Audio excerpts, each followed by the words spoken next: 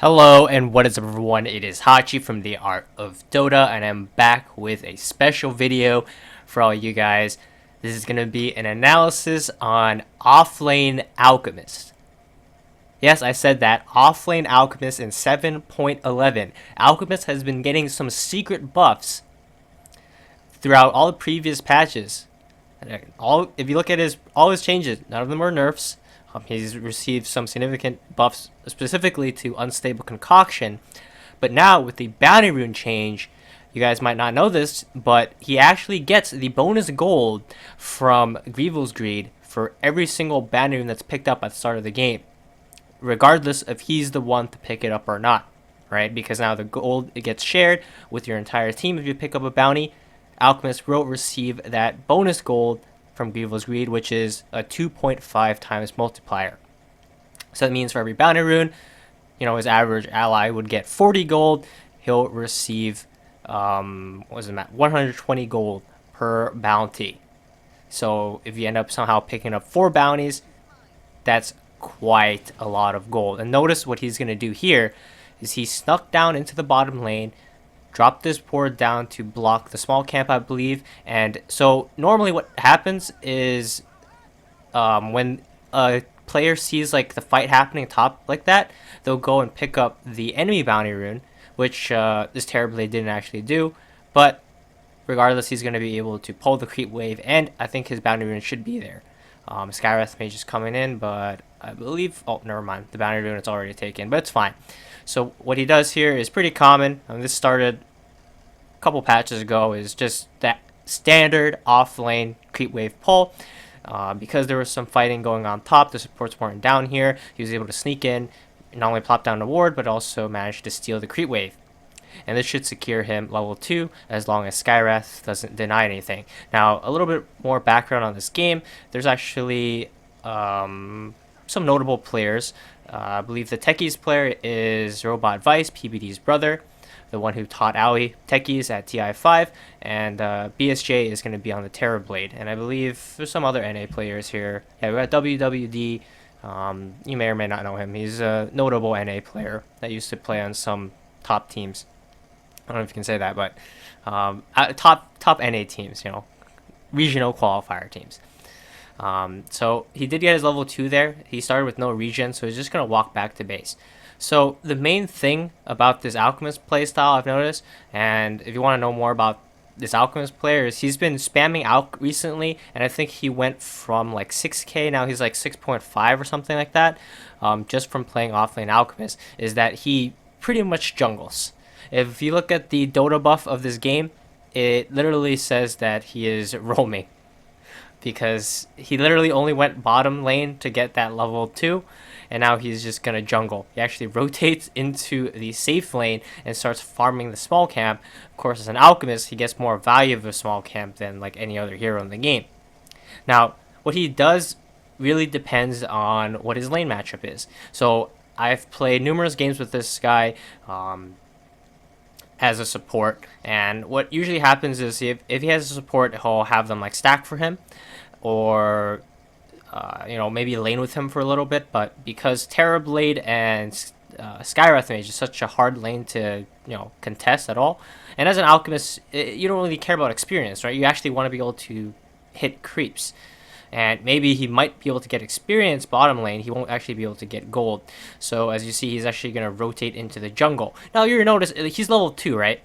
He's level 2 at 3 minutes in the game. You're going to be like, no way this guy's going to have a good game.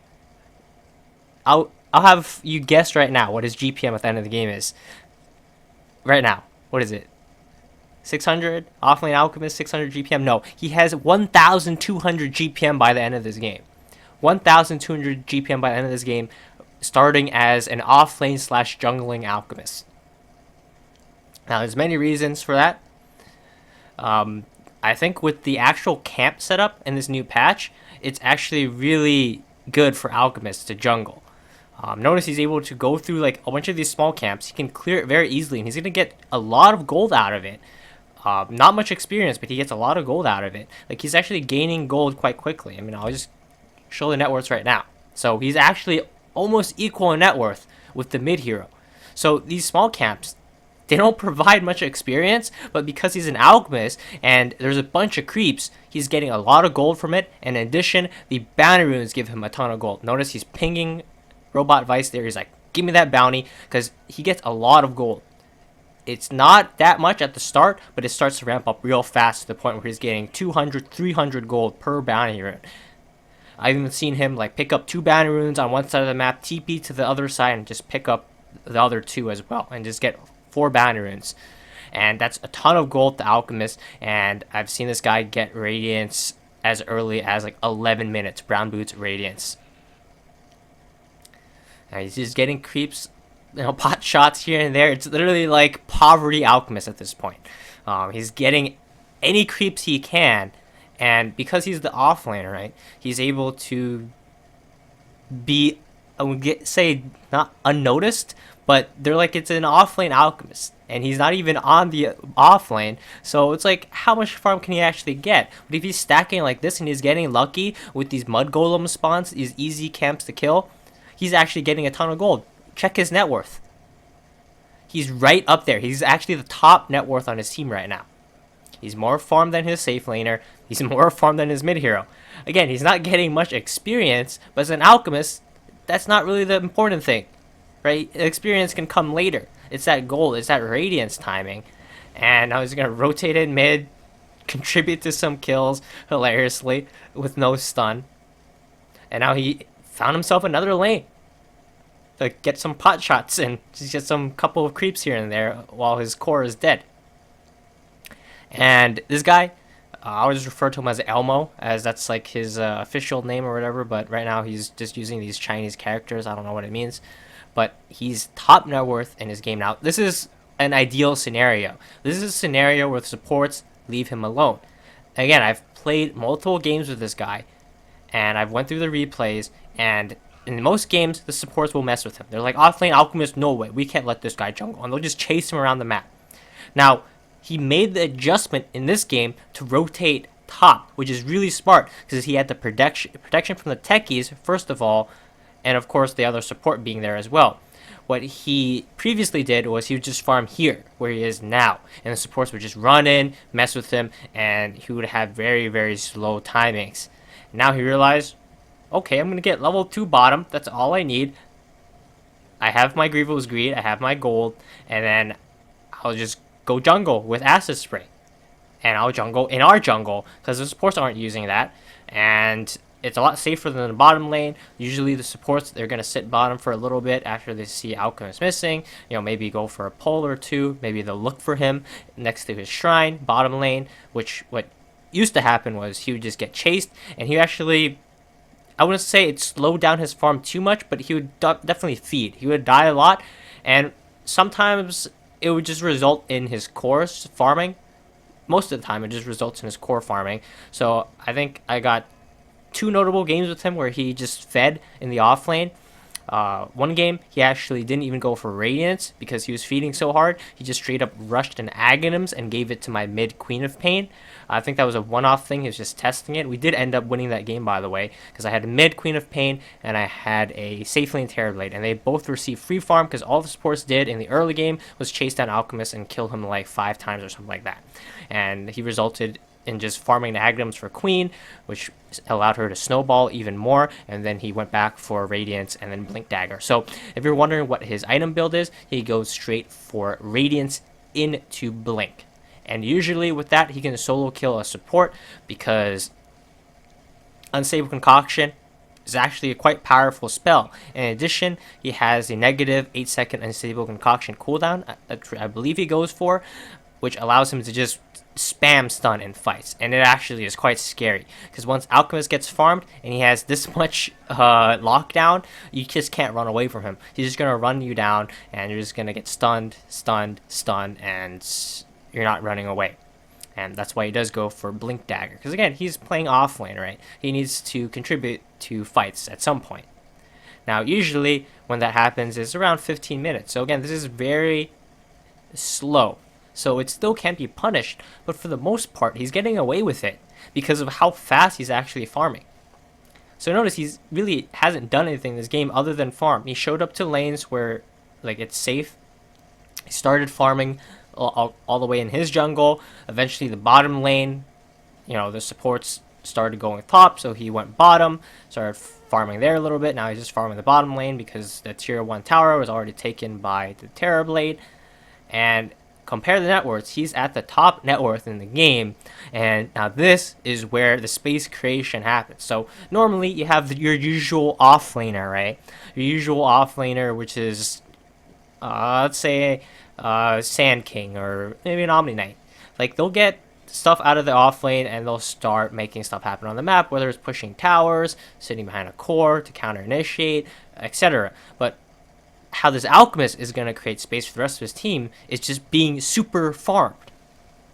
The fact that he got equal levels of farm as a core from quote-unquote the offlane position, right? They're going to suddenly realize there's a Radiance Alchemist and something needs to be done about him. Because if they don't stop Alchemist, it doesn't matter what happens for the rest of the game, because Alchemist is just going to take over the game. And not only that, they're also playing against a techies. As soon as they see him show in lane with an 11-minute Radiance, it's going to be on their mind that, holy crap, we need to do something. We need to push. We need to stop this guy from farming, because there's no way they're going to be able to win the late game with Alchemist getting an 11-minute Radiance from the offlane position. He's going to be able to jungle, push the lanes, and at some point he's going to be unkillable with like a Manta style and Octarine, classic Alchemist items. So this guy's maintaining 6,000 net worth as a jungling / offlane Alchemist. And we can go over everything he did. I've been watching it. It's just basic jungling, right? He started with the medium camps at first, made sure he got a bunch of stacks onto them. That was the main thing. And if he gets lucky with the spawns, again, with mud golems, the satyrs, the camps with a bunch of creeps, he even jungled the small camp for a little bit there. He's able to get a lot of farm. Not much levels, but a lot of farm. And now he shows up with an 11-minute Radiance. His team is kind of fighting without him and winning. So again, this is like an ideal game, right? This is an ideal game where he's uncontested. Pretty much the supports didn't mess with him. I don't know what the supports did. They were just kind of like fighting, messing around with like these lanes, but like they weren't actually garnering an advantage anywhere. So for the most part, he was pretty much free. Like, he had some, run-ins and here and there, encounters with the enemy heroes, but for the most part, he's just kind of playing solitaire Dota. He's doing his own thing, being as efficient as he can.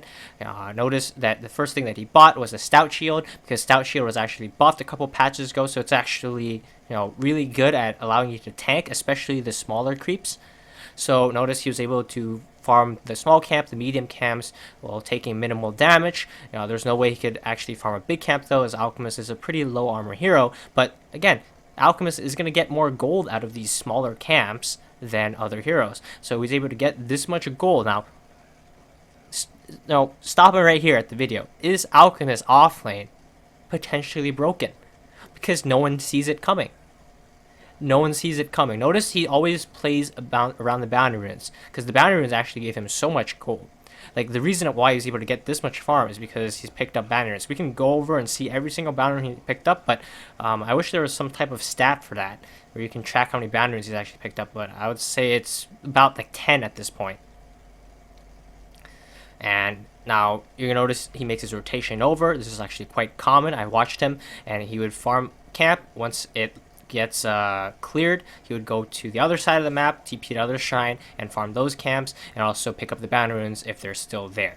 Now, sometimes he'd even ping and tell you to hold the boundary rune there for like a minute so they can go pick it up. And notice he's farming the small camp and the medium camp. Now, this wouldn't be ideal for other carry heroes, but as an Alchemist, he gets a lot of gold out of these camps, and it saves the big camps for his other cores like PL.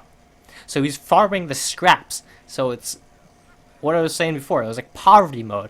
At first, he was just scrapping for some boundary runes. Give me a boundary rune, please. Or at the start of the game, right? He was just like, oh, let me just have one creep wave. I need level 2. He got all that extra gold from the boundary runes, and right now he has Blink Dagger. And this is where he's like, all right, I'm done farming. Let's do something. Well, he's like, all right, there's no plays on the map yet. Let me farm a little bit more. I mean, you can't hurt.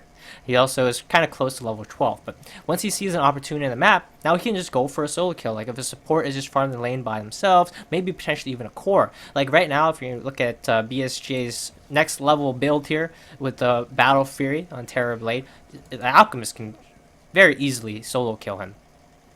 But he's going to make the same farm rotation there. Notice he went bottom, picked up the bounty rune bottom. Now it's a little bit dangerous to walk on the enemy side and pick up their bounty, so he's just going to get both his team's bounties, and he sees a fight, and he's just going to come in, and now Offlane Alchemist versus mid Shadow Fiend. Who wins this fight? Well, of course it's the Alchemist, as he has the rest of his team here as well. Now he shows up this fight, and this game is pretty much over. Like, this game is actually over at this point. Now, what do you guys think of this Offlane / jungle Alchemist gameplay? Within 14 minutes, of course, enemy team didn't play ideal. Like, is normally, I'll tell you exactly what happens in a non-ideal game. The supports will chase him around, so they'll see him go bottom. They'll obviously try to contest his pull to the best of their ability. In this game, they were busy fighting top, so they weren't able to contest his pull. But normally, they would stop him from pulling, and they would make it difficult for him to get level 2. Now, I did mention that he adjusted his gameplay style. So before, what he would do is he would get level 2 and start trying to jungle these two camps immediately, because it's actually not the best thing to jungle your small camp. But in this game, he was able to get away with it. It can mess up your safe lane, because you do need that small camp to pull sometimes. So this is probably not an every game thing, but in this game it was perfectly fine, because the lane top was fine. Like, they were going to be able to pull. They had techies there, so it was just a safer place for him to go, and he also was able to get more farm out of it than if he tried to farm this big camp and this medium camp in his side of the map, right, on his off lane. So I would say this is something that was unique to this game, but I would say that it worked out so well in this game, I wouldn't be surprised if he does the same thing in future games as well, as I do think it's legitimate as long as your safe lane doesn't desperately need that small camp. And again, at this point, I said the game is pretty much over, because it is. There's no way that Radiant is going to out-farm the Dire at this point, and there's a techies. So this game is just going to get delayed for, however long they need to farm to end the game, and Alchemist will end up with 1,200 GPM. And pay attention to the farm rotation. If you can get anything out of this video, if you want to try Offlane Alchemist for yourself. And the thing is, I had this guy on my team before, and he played safe lane Alchemist, and we actually lost the game quite badly. But every single game I've had him on my team where he played Offlane Alchemist, we won easily. And it's a diversion thing. It's a misdirection. When the enemy team sees Offlane Alchemist, they don't expect that he'll do anything. They'll go Offlane Alchemist. All right, what is he gonna do? He'll rush a Blink Dagger, or maybe he'll buy Armlet and he'll go fighting. Or no. He goes Offlane Alchemist, AFK jungles, an 11-minute Radiance, and at that point, the enemy's like, holy crap, the Offlane Alchemist has an 11-minute Radiance, and now he's a core. And because now, in their minds, he went from this useless piece of shit to a core hero, now something that needs to be dealt with, he's going to create the space that the other cores need to get their farm, get their items. Now, in addition, I did mention to what happened before when the supports actually chased him around. So if the supports chase him around in the early game, that's just space for the cores. So it's either he free farms and then suddenly he's major threat number 1 and something needs to be done about him, or they focus all their attention on him and the other cores free farm, and then they'll eventually make space for him to farm, and because he's an Alchemist, he gets a lot out of very little, right? Again, he's farming the scraps. Look at that. 330 gold from a bounty rune at 18 minutes. And there's 4 of them. He potentially can just pick up 4 bounty runes and get 1,000 gold. More than 1,000 gold from picking up 4 bounty runes. And he has boots of travel, so he can very easily do that, right? He can start at this shrine, farm a small camp, farm a medium camp, farm a big camp, TP to the bottom shrine, pick up a bounty rune there. Even if he just gets 3, that's already 1,000 gold. And if he farms all those camps, that's like probably close to another 500, 300 gold, something like that, depending on how many camps he actually farms. And notice at this point, he's a major threat already because of how much farmed he has, how much items he has with Radiance and a Manta style. They can't even contest them. He's actually gonna stun himself here. Is he gonna die? He might actually die here. No, he still has a Manta style. He's fine. He's gonna be able to just run away. The Gyro might die though. They already killed the Shadow Fiend there. Turns around with the stun. I did go for the Unstable Concoction cooldown. I think it's just really good. It pretty much makes it have 100% uptime. He's just kind of suicide bomb here, or he does end up dying. Look at that. He fed a lot of gold there to BSJ. But yeah, I do think this talent is great. It was just changed recently. One of the previous patches, I don't remember which one exactly, but if you combine that plus 400 unstable concoction damage, you're just a stunning beast. Because Alchemist, you're not right clicking much anyway, right? You're doing most of your damage through your just Radiance burn, and you're popping in some right clicks here and there. But if you're able to just stun lock the enemies, you're a major use to your team. In addition to getting all this farm, doing all this burn damage, and also he's like I said, he's not mainly a right clicker, but he also right clicks, right? That's his whole point of his ultimate. It increases his basic attack time, and it makes him attack super fast. So he also right clicks. He just doesn't. He's not like a main right clicker, right? And that's why I think this offlane position fits him so well, because he does everything an offlaner needs to do, but in its own unique way. So you have, again, the more standard offlaners your Tides and your Underlords. And those are the standard, quote-unquote, farming offlaners, right? So Tide, Underlord, they're the greedy offlaners. They're the offlaners that farm a lot. They'll go to the jungle, they'll farm, they'll push the waves, and they'll farm. And the main thing about them is they rely on coordination and having some type of tempo push with your team, because Underlord gets to a point where he's unkillable and you can run down lanes with your team and you take towers. Same thing with Tide Hunter, because they don't want to fight into a Tide Hunter. That's very hard to kill, in addition to having Ravage. But for a pub environment where everything's super uncoordinated, I would argue that Alchemist really shines, because this is not relying on pushing with your team. He's literally, as I said, playing solitaire Dota for the first 10 minutes of this game. He's able to just jungle, do his own thing, and the supports didn't mess with him. They messed with their cores. As a result, Alchemist has absolute free farm, and it's your choice. You can choose to go bottom, draw the support's attention, and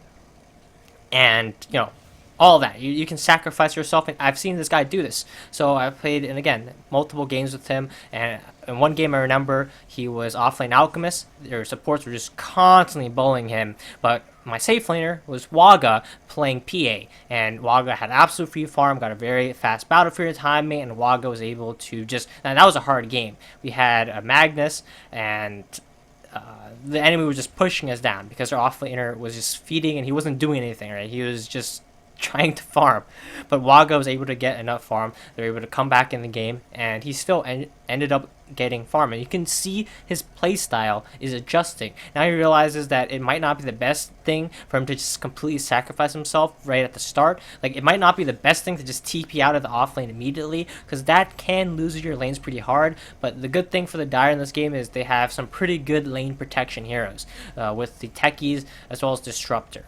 Well, Disruptor is not really the strongest lane support. He's not that easy to fight into, surprisingly, very early on in the game, because his nuke actually does a lot of damage. He has some control as well with Glimpse or his kinetic field. And in addition to Gyro and PL being fairly strong heroes, right? You don't want to play this greedy on Alchemist if, let's say, you have a really vulnerable carry such as I don't know, a Medusa or a Drow or something like that, right? It might not be the best thing, but because Gyrocopter can hold his own, and so can PL, Alchemist was able to play super greedy this game, and right now they're 12k net worth ahead. Now, as to trying this out, I haven't tried this yet. I might try a couple of games of it on my Smurf, but I think the main thing is getting a level 2. Right at the start of the game, that's what you focus on, just getting your level 2, and also, scaling Grievel's Greed at level 1. And notice his starting item build as well. He went for boots just for move speed, so he was able to steal the creep wave, and that's all he needs, right? And he spends his gold on a Stout Shield so that he can jungle. That's very important as well. A Stout Shield and a Quelling Blade so you can jungle, and after that, he doesn't waste any time. He goes straight for a Radiance. And you can switch up the build, but I do think the best thing is just to go for Radiance. It really secures your game especially in a pub, even at lower MMRs. And you may ask, like, what MMR is this? This is actually a pretty high average game. I would say 6.5 to 6.6k average game. So, you know, there's BSJ in this game. There's some pretty high level players, like top 100 players in this game. And Offlane Alchemist is working. Like, you may look at this game and like, what is this, 2k? Now, imagine this in 2k.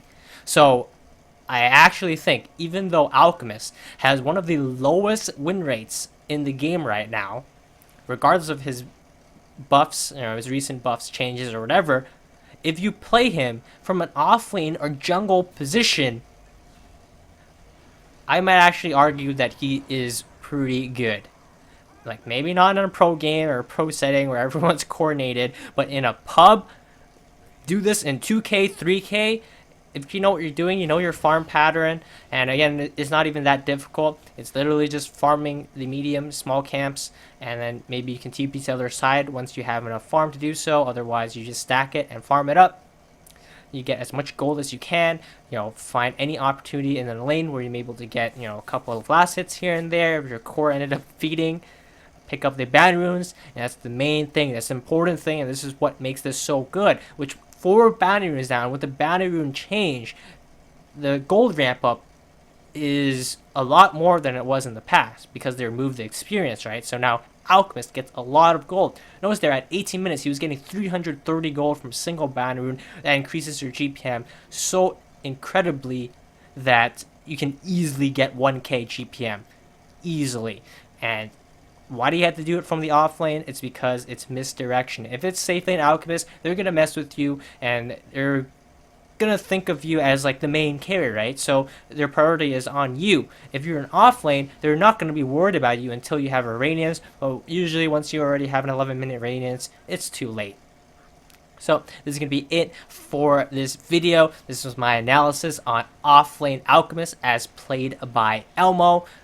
I want to know how this works out for you if you guys try it out for yourself. So if you try this build or, you know, this play style, leave a comment down below. Let me know how it went, because I'm definitely going to try it, at least on my Smurf at first.